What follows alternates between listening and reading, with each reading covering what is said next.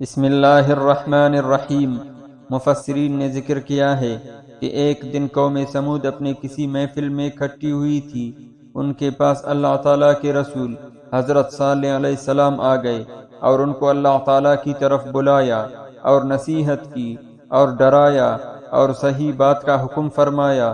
تو قوم سمود کہنے لگی، اگر تو ہمارے لیے اس چٹان سے اونٹنی نکال دے، اور ساتھ میں قریب ایک چٹان کی طرف اشارہ کیا اور اس کی صفات ایسی ہو، پھر اس کے عجیب عجیب اوصاف ذکر کیے اور حد درجہ مبالغہ کیا، اور یہ بھی کہا کہ وہ نکلتے ہی 10 ماہ کی گاہ بن بیانے کے قریب ہو اور اتنی لمبی ہو، اور اس کی صفت و کیفیت ایسی ہو، بڑی بڑی شرطیں لگائے۔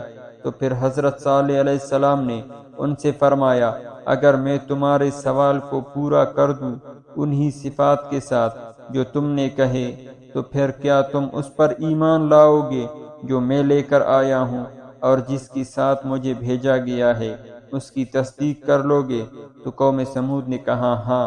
پھر حضرت صالح علیہ السلام نے اس بات پر ان سے عہد پیمان لیے، پھر جائے نماز پر کھڑے ہوئے اور جتنی مقدر میں تھی اتنی نماز پڑھی، اور پھر اپنے پروردگار سے دعا کی کہ ان کا مطلوبہ سوال پورا ہو۔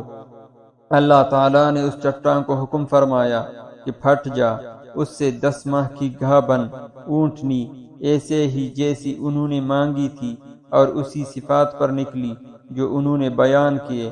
اللہ تعالیٰ کی شان یہی ہے، جب وہ کسی چیز کو کہے کن ہو جا تو وہ وجود میں آ جاتی ہے۔ اسی طرح اونٹنی بھی فوراً نکل آئی۔